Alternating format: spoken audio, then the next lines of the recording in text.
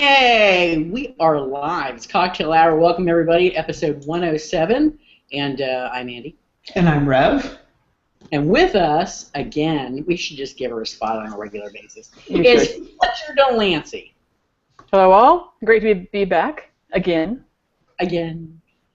She keeps throwing it up. I love it.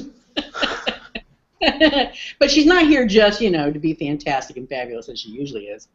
She is here to discuss her third book in the Chronicles of Alcee series, Without a Front, Warrior's Challenge. Did I get that right? You did get that right. Oh, thank God. I made this book title easier to pronounce.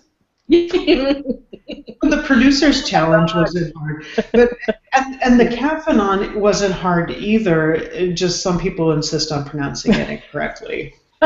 Like the author. Like, well, you've been influenced. You've been influenced by your wife, so it is true. I have been corrupted by the European forces in this household. Yeah, well, there you go. So, before we get started, I do want to throw out right away that this show will be filled with spoilers. So, if you haven't read the book yet, and you are concerned about spoilers, you may want to go away, read the book, and then come back and watch the show on our website. You might want to. Mm-hmm. And you might also want to know my internet's a little squirrely, so if I cut out or have a little drag, it's not because I'm not paying buku bucks for good internet. I think it's because your internet is using. Anyway, I'm Comcast. Those folks. Yeah.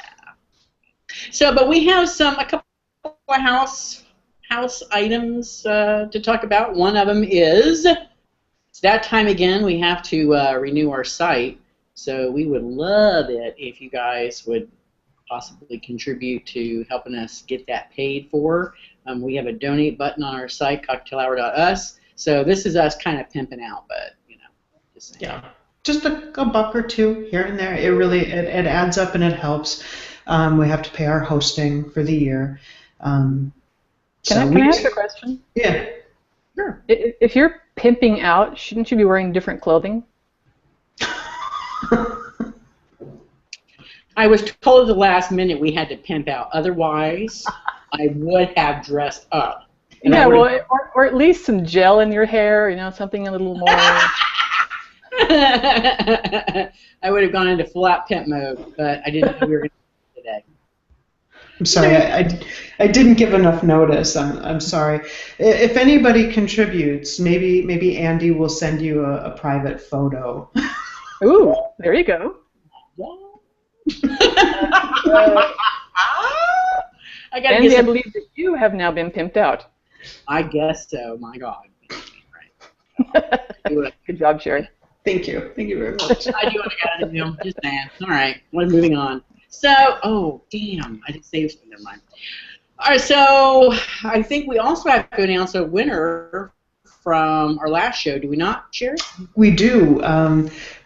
Because of the generosity of a donor, we were able to afford to give away 2 Cocktail Hour thermoses. Yay, Seattle wins! Fuck you, Minnesota! Woo! Right. Yay! It's a twofer. Oh, okay. Now the Packers have to win, and I'll be happy. Okay, so because of the generosity of this nice donor, we were able to give away 2 Cocktail Hour thermoses. We gave one away live during the last show, and then we picked the winner for the new one, or for the next one, and the winner is Alexis. So thank you very much, Alexis, for leaving comments and that awesome picture of the machete for Aunt. That was awesome. So, well, I must say, though, mine is a little less unwieldy. You brought it back. Oh, it's sitting on my draining board. It always does. So, for those of you who didn't watch our holiday show with Colette Moody, Andy used that knife to stir her drink. I did. It was in a champagne flute, so they're real tall and real skinny, and I'm sticking this knife in there like a Blend-O-Matic. It's awesome. It was pretty fun. It was pretty fun. So Alexis, thank you very much for that suggestion and for the comments. And I will be in touch with you to get your mailing address so that we can get you that fancy thermos. We do have a couple commenters already, so let's just take care of that. So Sharon says, "I finally made it to a live show, and you tell me to go away."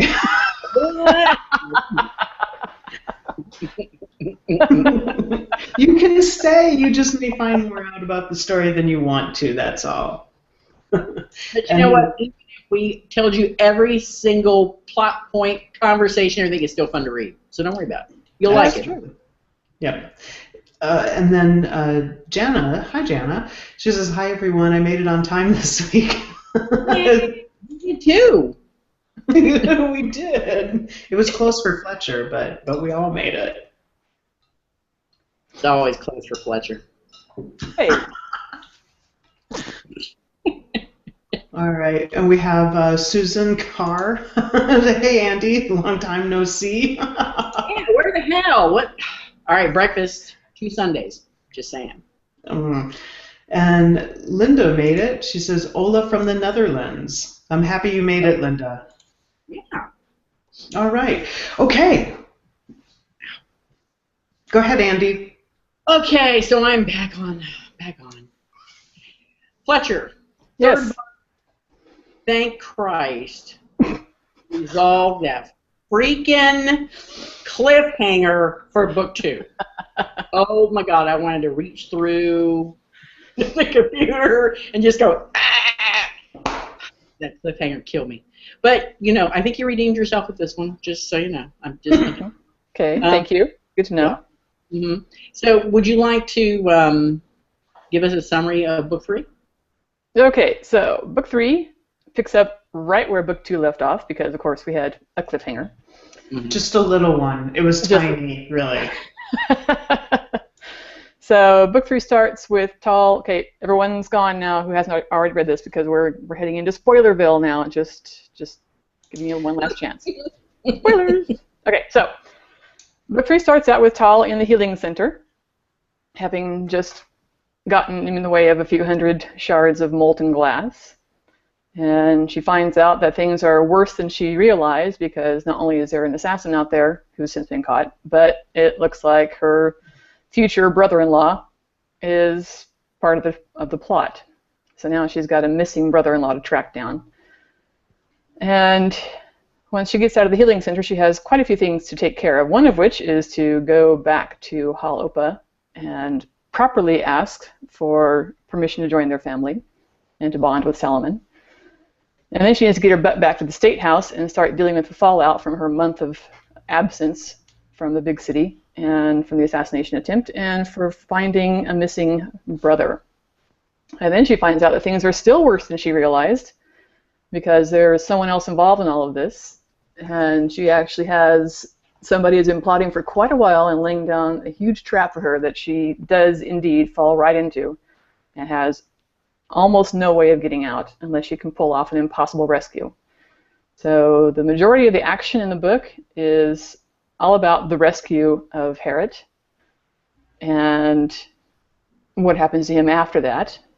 And then it's all about Tal realizing that there is another character involved in the whole trap that she's been running behind the entire time and that she has almost no time to catch up. In fact, she has one night to catch up to the reality of what's been sitting and waiting for her. And the book comes to its culmination with a really big set piece that I had a whole lot of fun writing, and that is the great sword fight. And after that, then it's just the happy ending. Yes, there are no cliffhangers at the end of this one, so everybo's safe. Cliffhanger. Totally resolved. How many nasty emails, I mean, besides mine, did you get? You know, actually, nobody emailed me to complain about the cliffhangers. I got complaints in reviews. People complained about it on Amazon and Goodreads, but nobody actually personally wrote me to complain about it, which I thought was kind of interesting. Except you, of course. I encourage people to contact Fletcher directly anytime that happens again. Hey, those are kind of be cut somewhere. It could have been. it could have been cut like the next chapter. Right then, it could have been, you know, but that's fine. But thematically, that was the place to cut it because that's where the action of the series moved from the countryside and Halopa and the leisurely pace of Producer's Challenge to the city and the greater action of the Warrior's Challenge. It was a perfect thematic moment. I know, and at least everybody only had to wait just a few weeks. Yeah, 6 weeks was nothing. I waited 5 weenies. months. Yeah. That's true. For you, it was much harder. And let it be known, everyone, that I gave Sherry the option of resolving the cliffhanger early, and she chose masochism. I did. She chose to torture herself and wait. I work with Andy. I'm used to that. And then she bitched about it. Loud and often. I'm okay with that. So if anybody who's watching now would like to heap abuse onto Fletcher for that, there's that comment section right there. Just pop them on in. We'll get it going. But you're right. And once I did start reading it, you're right. I hate to admit it, but you are right. That was the best place to cut it. I'm so happy that this is on video. I have proof. All right. So one of the things that I think I knocked my microphone over. I think I cried more on this one, like constantly from different things. Anybody who's watched before, I think, knows that I'm a weeper. I'm really mean and a hard ass, but I will cry over anything. So the proposals, I cried. Not their personal thing, but where the families were involved. Cry. I don't know, you're good at that. You're good at the ceremonial. And Andy kept picking on me the whole time. What was it, a ceremony? That's the sign of a good friend. 20 pages long, thank you very much. What? It was not 20 pages long, thank you very much. I think she's making a pointed reference, but I can't imagine to what. No, she skimmed it. You don't get to comment on it. You skimmed it. That's right. It wasn't 20 pages to you, so. So I have to tell you, one thing that I really enjoyed about writing those proposals was imagining how proposals would go in a culture where there is no patriarchy, where males and females are on completely equal standing, and where family is very, very important, where it's the foundation of the culture, family and emotion. So how would a proposal go when you're not asking for a father to give you his daughter or someone to relinquish property rights over a child to go to somebody else's house? How would it go in a place where it's all about family? And that's how those proposals were created. And after I finished writing them, I thought, damn, I wish it was like that here. Yeah, they were very moving, and yeah, I think those were part of my some of my favorite parts of the book. But I mean, I'm a sucker for ritual and ceremony and stuff like that. It's the military, I think, that did that to me. That's what I blame, anyway. We have a comment from Linda. What's a good trilogy without a cliffhanger? And 6 weeks turned to 10 you, here.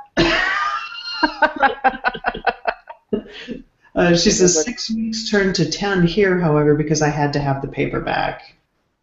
Oh. The sacrifices folks make for paperbacks. Yeah, no kidding. I'm very impressed by that.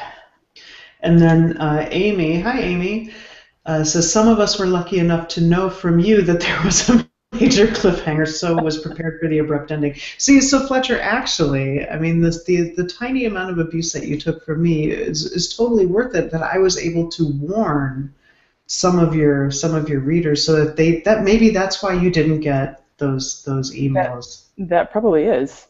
All right, you're quite right. You're welcome. So it all worked out in the end. I'm happy with it. Very nice.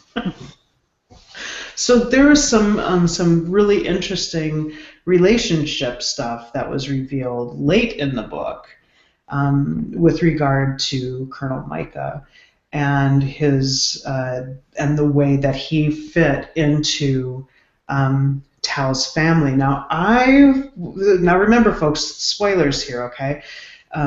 I was kind of prepared for him to be Tal's father.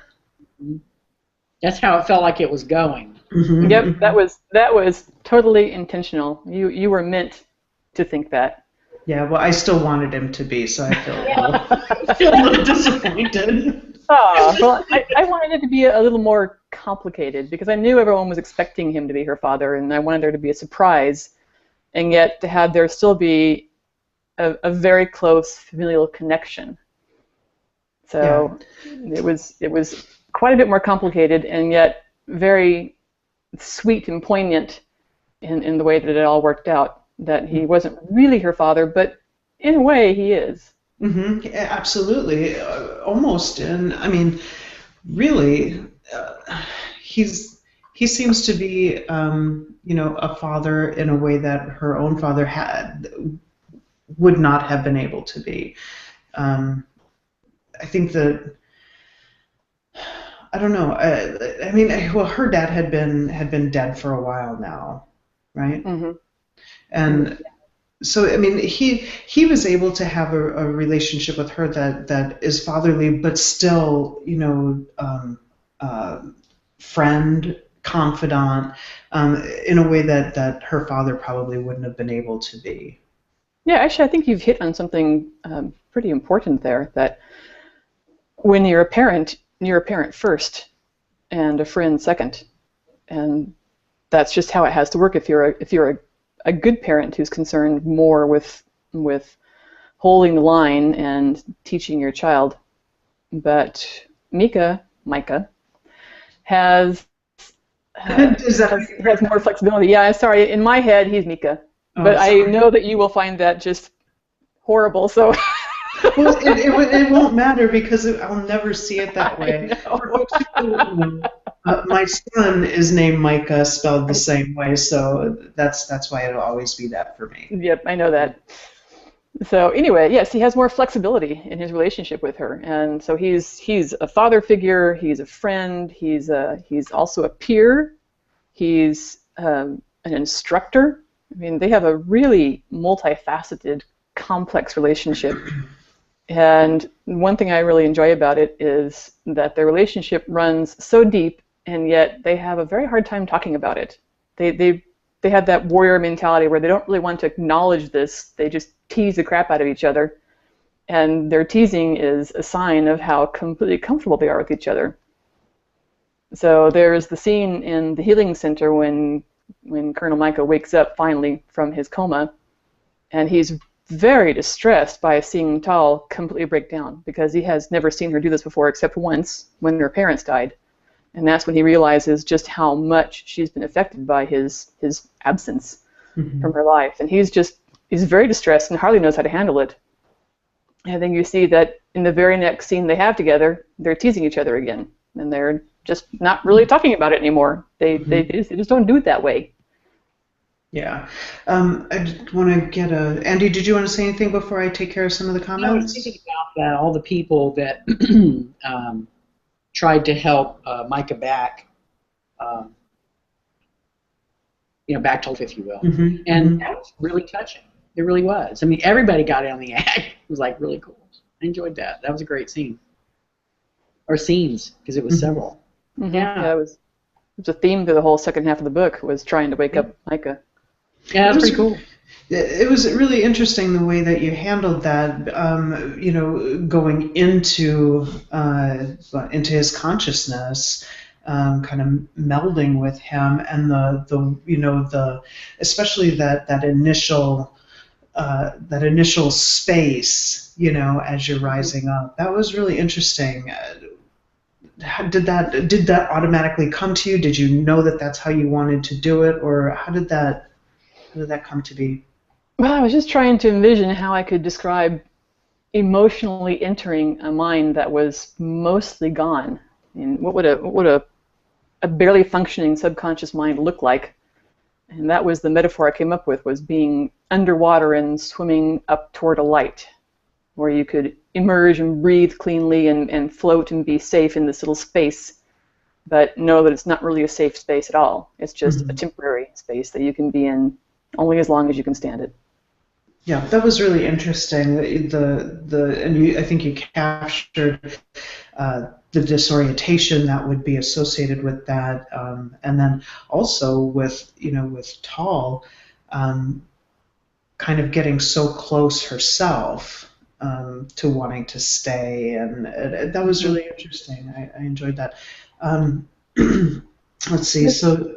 Go ahead. I'm going to interrupt here. There's another aspect of Micah's coma, and that is that I expected that readers would predict that Micah would wake up just in time to rescue Tal from her final confrontation with Shantu, or that he would he'd wake up just in time to come up with a solution or to see what the trap was, or there would be some magical rescue that Micah would be able to create or to come up with.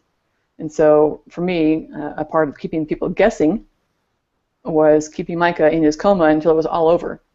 And the second reason for doing that was that it gave Tal a chance to realize that for all of her dependency on him for his sage advice, that in fact she is capable of governing and figuring things out on her own.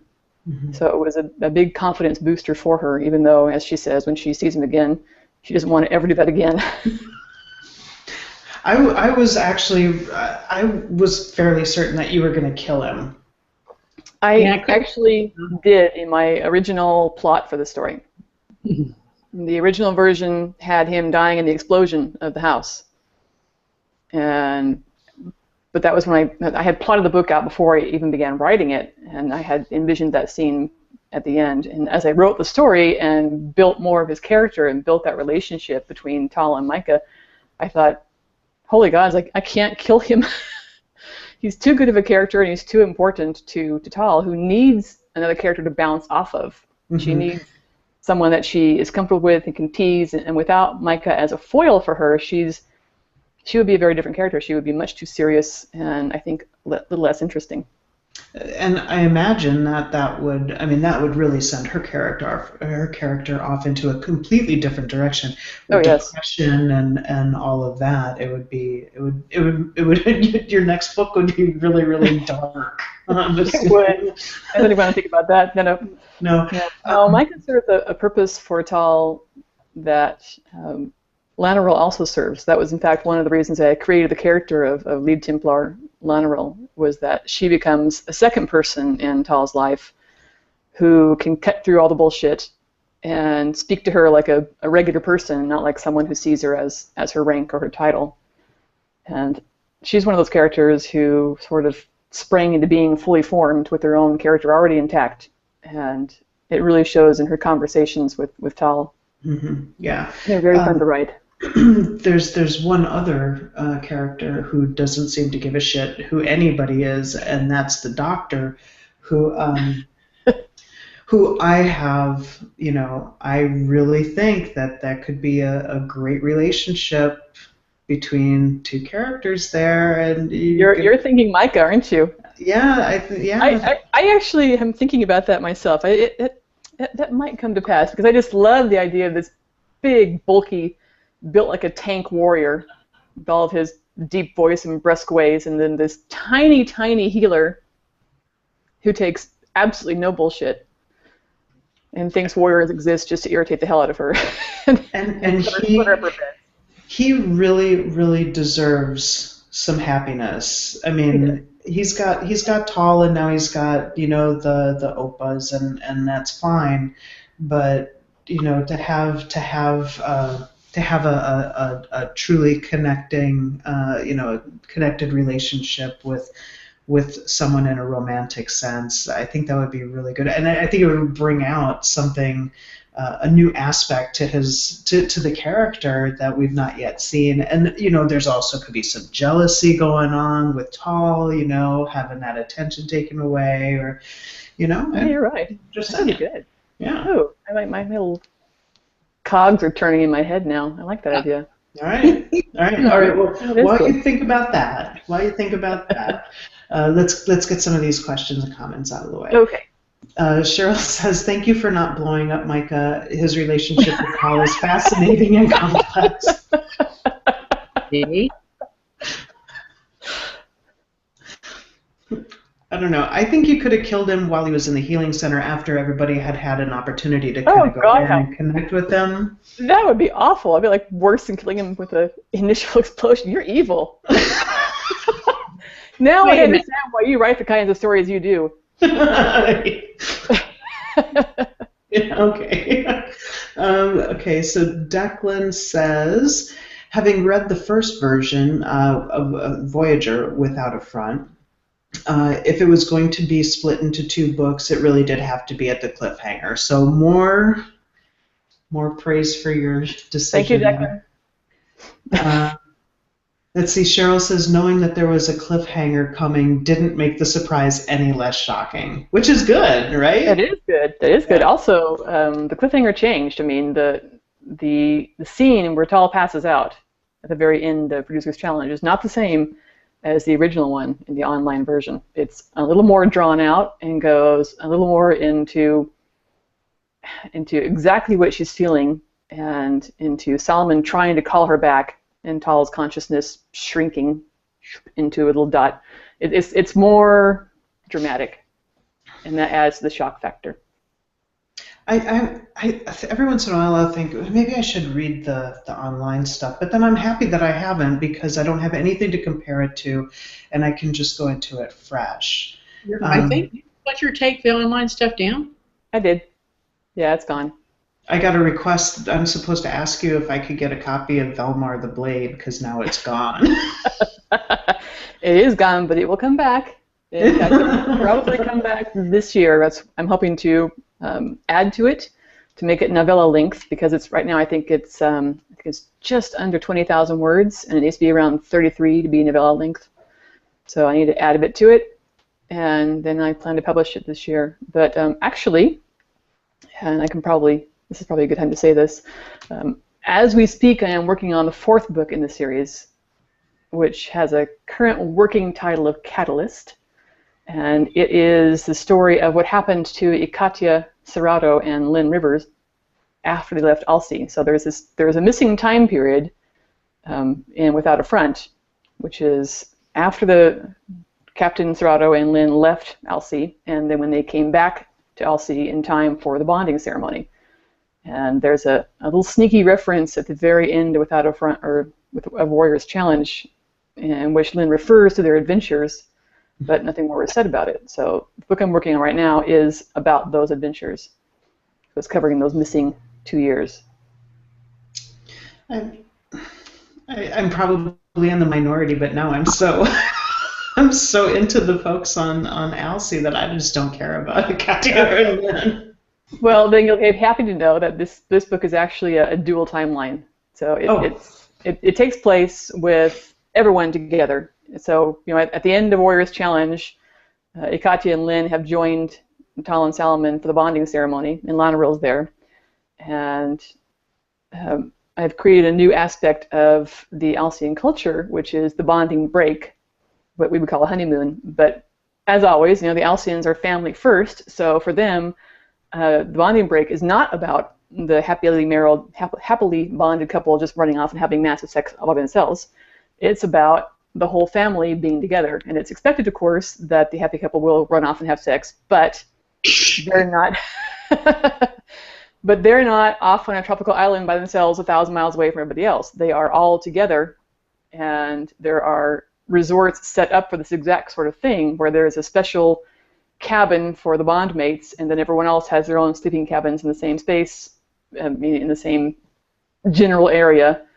So they're all sleeping, say, like in a campground, and they have a central eating area where they can all gather together and hang out and chat and tell stories. They have separate sleeping areas, but they are expected to remain together because what this really is a joining of families.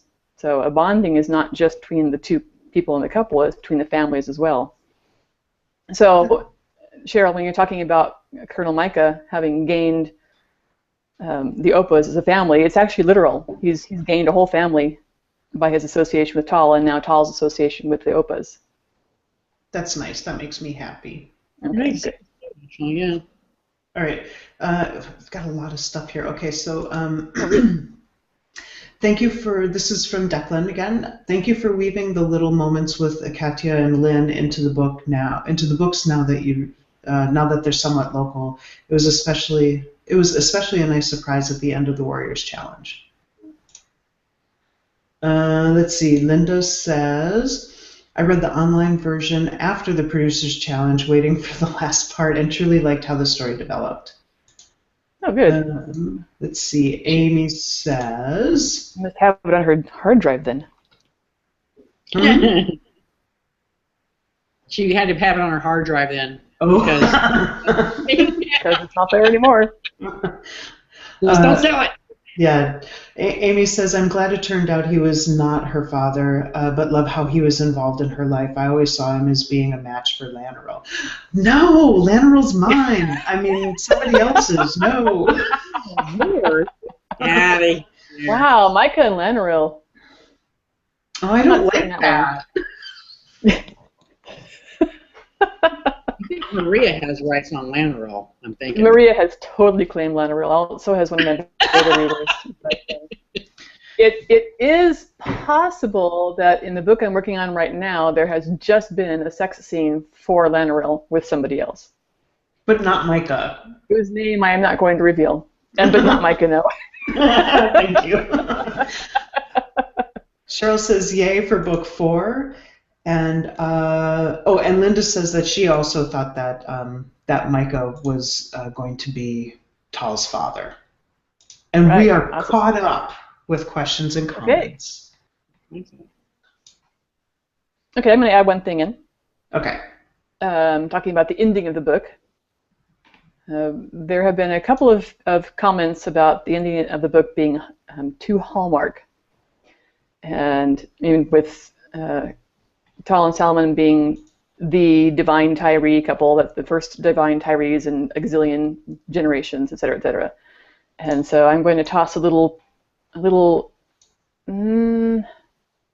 clue out there, a little tidbit, and say that it may look like a Hallmark ending, and if I had stopped the series at the end of book 3, it would be a Hallmark ending, but the series doesn't stop there. And in book 4, you're going to find out that that moment meant more than people think it does, and it's going to extend into book 5. So it's part of a larger plot arc, and it's going to get more complicated. Nice. Good. Because I hate keeping things simple. I have to go back and reread this book.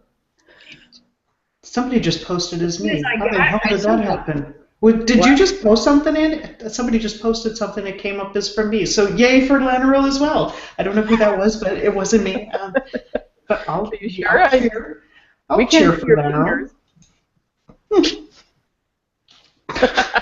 Somebody left a comment on the website, which I just happened to get a message about. It says, where is Pariso and what is she doing? That is going to be in book 5.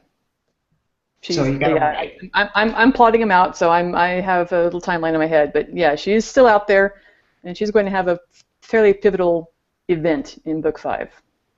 I know I should remember who that is. Pariso is the warrior who shot Colonel Micah and got away. Oh, okay, gotcha. Okay. So she's our current bad guy on the loose. And since she comes back and has a pivotal role, is she going to continue to be a bad guy, or is she reformed? Yep. No, reforming is too easy.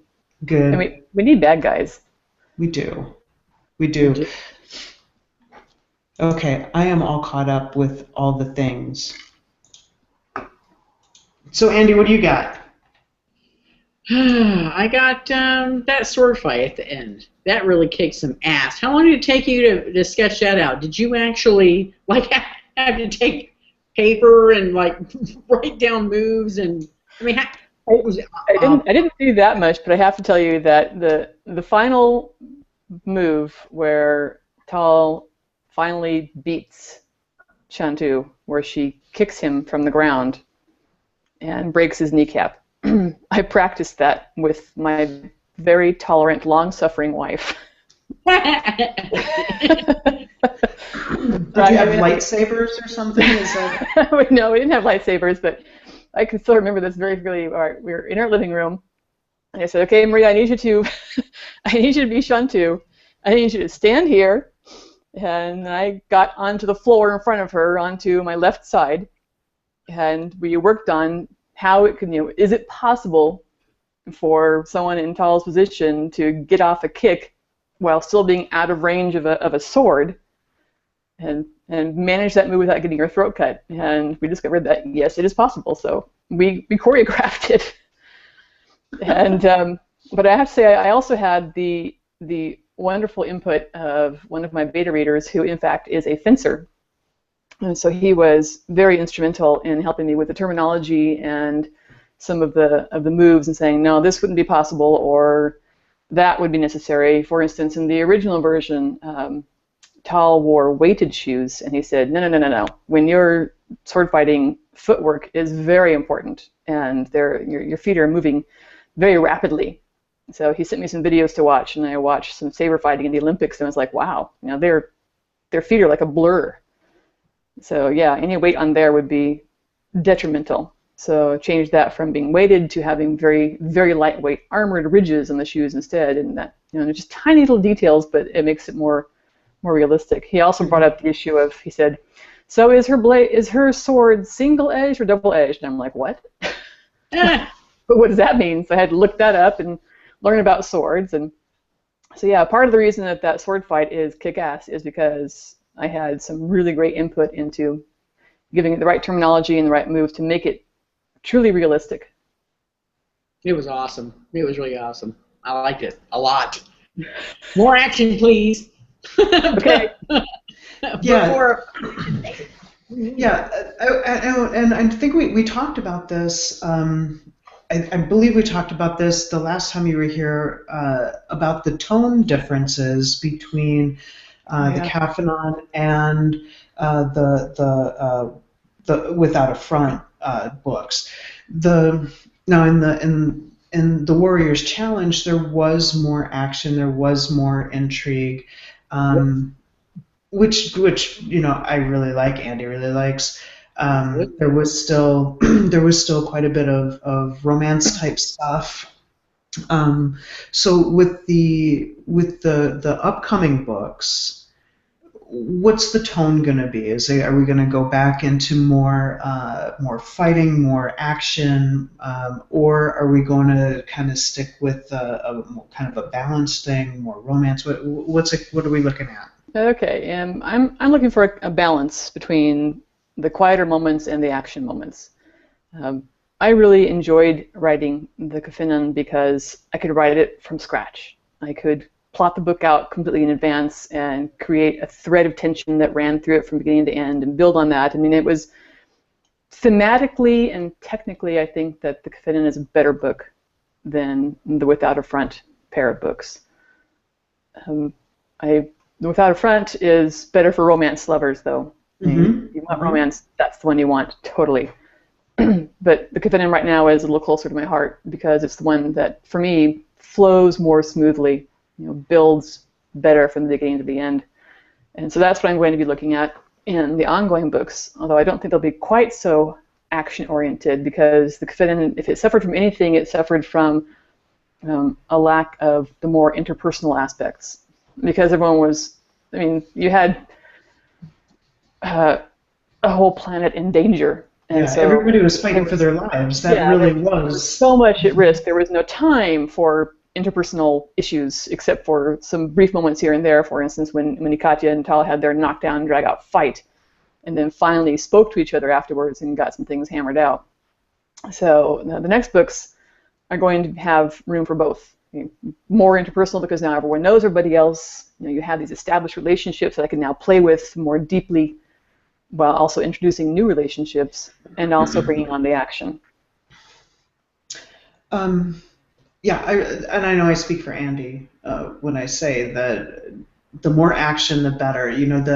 The thing that really made the Kaphanon so awesome was the world building, which, I mean, it's done now. I mean, you're still adding things here and there, but I mean, primarily we know where everybody's at, and you know, a lot about the culture and things like that. But you know, the tension of this invasion and all of the emotional strife over having to control these aliens, and you know, that goes against their, you know, one of their principal beliefs. That was just so good, and the reader didn't have any choice but to become totally enthralled in the battle, and it was just so good. So you know, if you do more stuff that really grips the reader like that and gets you on the edge of your seat. I mean, there was some of that in both the Producer Challenge and the Warriors Challenge, but just not to the degree, like you said, of the Kaffanon. So that's what I have to say. Well, yeah, actually, you know, it couldn't be in the same degree as the Kaffanon, because I mean, how do you follow up with the decimation of an entire culture? I mean, everything after that, after that kind of a risk, is sort of small potatoes. Yeah. No, absolutely. And you know, like there are some first books of series where, you know, it's just like the foundation is built and there's not a whole lot left, and you really got to get further into the books. But with yours, it's like it's so much more than just laying a foundation. You know, it's a whole book. It is. You know, it's funny though that you say, you know, bring on the action, because I've discovered through reading reviews, and I guess every experienced author already knows that, but it's a learning process. I've discovered that every reader has their own personal list of boxes that they want to have ticked. And as an author, there is no way that you can tick all the boxes for all the readers, because they are looking for different things.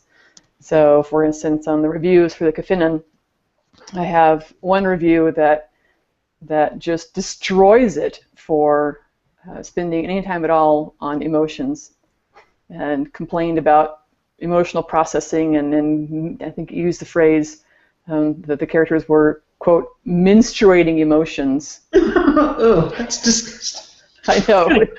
I could have really done without that, thanks. It was quite a word choice.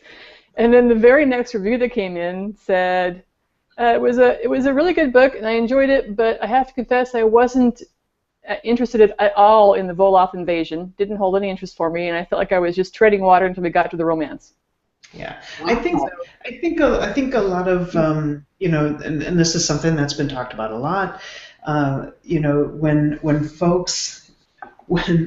we go for lesbian fiction, we automatically assume that it's going to be a romance, and then it's going to be jam-packed with graphic sex. And if that doesn't happen, people are pissed. You know, that it happens to another author that I know, Carrie Hunter, who writes fantastic. She's such a good writer. Her writing is really good and tight and interesting, and the characters are great, and the mysteries are good. The action is great. It's bloody and gory, and people constantly bitch that nobody's fucking. So, you know, it's... But she writes a genre. She writes mystery/thriller. Doesn't everyone know that already when they pick her books up? They should. I think they're even being classified in that section now. Not like romantic intrigue or something like that. I think they are flat out mystery thrillers. But I don't know. You can't. And you're right. You can't make everybody happy all the time. And that's something that folks need to remember too. I mean, I'm a reviewer. I write reviews. I do stuff with reviews. It's my opinion. It's not everybody else's opinion. I write reviews so that other readers who have the same basic taste as me know what I like, and you can decide from that. I've read the same book that other people have read. I read the shittiest books ever from a tiny, tiny little press that continually is... Don't do it. Don't do it. Don't do it. Anyway, there are a slew of 5-star ratings for this for the books, not only by the publisher herself, which is the worst author I've ever read in my entire life, and all of the other people who publish with her. No editing, just terrible, terrible. 5-star ratings all over the place. So if that's what you're looking for, that's awesome, but other folks, you need to be aware. And download a sample, for fuck's sake. Yeah. They're free. Okay. Yep. Download a sample. All right, okay, we got a lot of questions now. I'm sorry. Well, can't you get any questions? Because I can't come up with a damn one. Okay, good. Okay, let me see. Oh, okay, hold on. I got to track back and see what this. Amy says, "Oh, really? Do you have to mess with Solomon and Tall?" And then she says, that question was in reference to Fletcher's comment about the next book and the Tyree pairing of them. Well, okay. I'm trying to interpret what the question actually means. You said that it was like a Hallmark thing, but we're going to soon find out that So why do you gotta mess with them? Now, what I'm planning will have no bearing on Tal and Salmon's relationship. They are divine Tyrees. That is not going to change. Okay. I hope that answers the question, but I'm unwilling to say much more because I haven't actually fleshed the book out yet. Okay, that's fine then. Oh, and I found out, so this is who's been posting as me, Megan. Megan says, the Caphanon was actually the third book, so a lot of the world was built, but Fletcher was able to introduce Alcee without all the info dumps, and as you know, Alceans are ... Mm-hmm. Fine. Yes, avoiding info dumps was one of my big writing goals in the Caphanon, was trying to figure out a way to get that information out there for brand new readers who'd never read the online stuff and would otherwise be lost, but how do you feed them that information without doing the just as you said, as you know, Bob. That was you did a good job with that. All right, Linda said, going back to the sword fighting move that you practiced and choreographed, she says, I envisioned that move too and decided it was possible. All right. Did she practice it? Maybe. Linda, did you practice? Inquiring minds want to know. Did you get on the floor? Can you post a video of yourself practicing now? I'm betting. At least a photograph.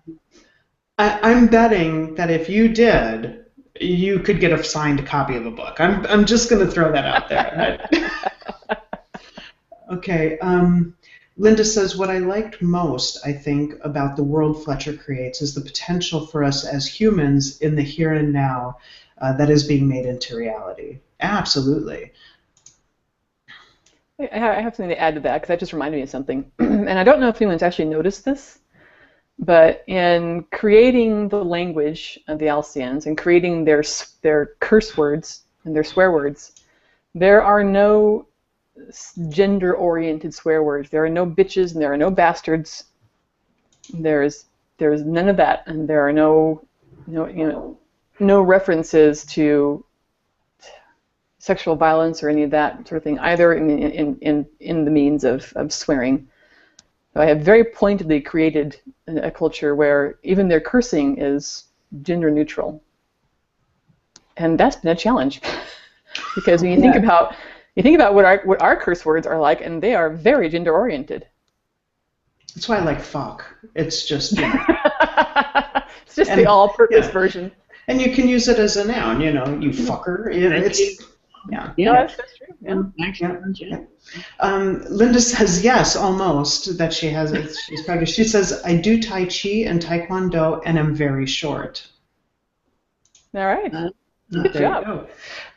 We have another comment on the website. This is why I have so many screens and so many things open, because folks just put stuff everywhere. Everywhere. Yeah. You look very, very professional as you gaze from screen to screen. Thank you. You can see the screens reflecting in your glasses, and you're like this total tech nerd, like in the movies. I hate to have somebody put a question someplace and then us miss it when we have the opportunity to have it. Pat says, Has anyone approached you about a movie deal? Oh, wouldn't I wish? Nope. Yeah. I'm still fantasizing about that one. I'm only fantasizing about some of the characters, so we're close. Think bigger. Oh, it's okay. Let me see. I think so. We've got some stuff to give away. I think we should give away some stuff now. You think? Let's give away some stuff. Okay. So we've got a medium T-shirt with the Kaffinon or the Kaffinen. How do you say? Okay. That's how it does. With the logo on it. So the first person who sends me a comment, who posts a comment in the Q&A section here, who wants a medium T-shirt, the first person to post here gets it. That says, "I want that T-shirt, please." And then we also have. Should we do all of them now, or should we hold? Yeah, might as well. Okay. Well, we've got about 9 minutes left, so. Okay. So we've got a cap, a ball cap, also with the Kaffinon logo, and we've got 2 ebooks. So if you haven't read the book yet and you want an ebook, let me know right now, and you can have it. We have 2 of those. Can I interject something here? You warned all those people away. I know, but some people may still be, not everybody listens, Okay. and not everybody cares. Or if you have read the ebook and you would like to give the ebook as a gift to someone else, now is your chance to win a second copy. There you go. There you go. And the T-shirt is gone. Wow, that was fast. Linda says, "Oh my goddess, I do want that T-shirt. It is yours." All right, woohoo, Linda! Yay! Yay. So Linda, send me your mailing information. Send it to info@cocktailhour.us. And then we will make that happen. We will get that info to Astrid, the very generous publisher of Fletcher's books, and she will send it to you from Germany. Astrid rocks. She does. She's easy when it comes to giving stuff away. Could you choose a different word besides easy? No, not when it comes to Astrid. No, I'm sticking with it. Sticking with easy. Okay. Okay. Allie wants the hat. She's your friend, isn't she? She is. Okay. All right. You get Astrid the info for Allie. Okay, I will. Go, Allie. All right. The hat is coming. All right. And Linda says, "Laugh out loud." Okay, so we've got. By the way, Allie, I got to make it to where you're at because I want some of that damn grilled food. Oh, I know, isn't it? She tortures on Facebook with everyone. And you're like, holy shit, that looks so good. Oh my god. Yeah, and she's got like 2 separate grills plus a smoker, and so she's out there running this whole thing like a chef at a restaurant on the wooden back porch, and it's incredible. I have had the great privilege of being a guest at one of her small parties, and I'm only sorry that I live so far away. I'm also sorry that there is no transporter technology. Yeah, me too. For Can many you work reasons. on that? That'd be awesome. Damn it. Well, it's going to be too cold for us to grill or smoke anything. So, dude, I think it was 11 degrees outside. She can't maintain the temperature in the smoker. Okay. Sorry. I guess that makes sense. Yeah, Ellie says you guys you get to Eugene, you've got it. Well, there you go. Well, I can tell you from experience that she and her wife are great hosts. They will take care of you. All right, everybody hear that? That's awesome. Over at Allie's house. Oh, I just want to bust in for just a second. I just got a private message from Megan, who is also coming to stay with us next week. With this big no about the smoker and the grill. Sorry, Megan. I know. I did it. Oh, that's next week, right? Could be like Wednesday. 13 degrees by then. Exactly. Megan missed out on the cap. Sorry. Are my tickets refundable? Hell no. All right, let me see. Cheryl will take one of the ebooks to give to a wonderful friend, so I will take care of that. Let me see. Linda says, I do live in the Netherlands, was thinking about the shipping rates. No worries there then if it's coming from Germany. Yeah, Astra's loaded, it's fine. Don't tell her I said that. She's gonna hear it. Who you kidding? I know it. Okay, and then, oh. Okay, 1 second, Cheryl. Get that. Let's see. Declan says, I could be not remembering correctly, but I think there weren't any gendered greetings or titles at all, which as a trans person who gets constantly misgendered, I absolutely loved. Oh, excellent. Oh, I'm very happy to hear that.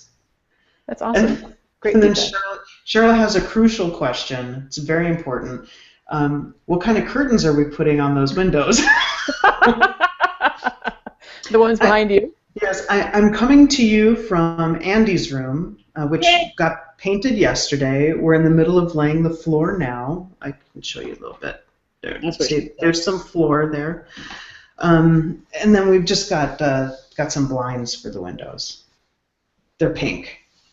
Pink? No, they're not really. But everybody's been tormenting Andy about painting the room pink or decorating it in pink. So can I just say that I actually had pink blinds when I was a youngster. Not by my choice. They came with the house when we bought it. But yeah, I've had those. This awesome. room, it was yellow when we started yesterday, and then I found through pulling the baseboards off that before yellow it was pink. It was like a rose, a nice rose. And didn't you feel a need to return it back to its former glory? No. No, I did not. No, not at all. All right, so we've still got one ebook. We can give that away on the website. So if folks want to do some commenting on the website, we will pick a winner on our next show, which Andy will probably tell you when that is. When is our next show? That would be February 6th. Okay, so leave your comments by no later than February 5th to win. Yep. I got to write this down, otherwise I'll forget. Win an ebook. Okay. All right. All right. Awesome. So we need a question for the comments over at the website. I don't know. There's already comments. Just if you got a question, just throw it down there. Well, I was thinking, following a theme from like last week, who would we want to see if Oh, yeah. the series became a movie? Mm-hmm. Who would we want to see play the roles? I don't know, Colonel Micah. I mean, I think we already talked about who Tal was envisioned as. Yeah, but somebody may have a different view. I like that. Yeah. All right. So who would you cast? Right. If the Chronicles of Alcee were made into a film, who would you cast? I love this. I love this question. This is a great question. I'm very curious to see what people say. I have to write stuff down because I just don't remember. Who would you cast? And what would be better than a movie? I'm thinking a TV series. On Sci-Fi. Yeah, actually, because you get more time to develop. The characters. Oh, yeah. Okay, so it needs to be a Netflix series because Netflix is really shining at producing series that actually have real plots and real dialogue and great roles for women. Mm-hmm. Okay, so the question will be, who would you cast in the Netflix series The Chronicles of Alcee? Okay, perfect. This is a great question. If anybody from Netflix is watching, Fletcher's very approachable. Yeah, totally. And very friendly. Yeah. Super modest, also. Yeah. Let's see. Declan says, thanks for a great show. You're welcome. Thank you for coming. Linda says, this was my first cocktail hour productions. Loved it. Thank you, ladies. You are very welcome. I'm very happy that you found us. Yeah. And Amy says, thanks. Great show, guys. Thank you, Amy. Yeah. And we're on time, y'all. We are. You wrapped it up. So, Shocking. so are you? I imagine you'll be back at some point then. Oh yeah, I'll be back. Yeah, we'll be back. But Fletcher, really, seriously, we really like having you on, and thank you for being so generous when you come on every time. You are very generous every time. Well, it's not actually me that's generous. It's my publisher. Okay, you're welcome. You're very welcome. No, truly, I really enjoy being on the show with you two because you make it fun, and sometimes you ask hard questions, which is a challenge, and I enjoy it. So, well done, and thank you. You're welcome. And not many interviewers will call you on shit that they don't like either. This is true. In a really blunt and kind of mean way sometimes. Yeah, which is what makes your show so rewarding. Yeah. Oh my God! Come back for the abuse. All right. Well, that's it for us, gang. Thank you for tuning in, and we'll see you again February 6th, and look forward to that. With Ann McMahon. All right. Yeah, Ann McCann. Ann McMahon. Ann McCann. I tease her. I know what her name is. All right. Goodbye. Bye.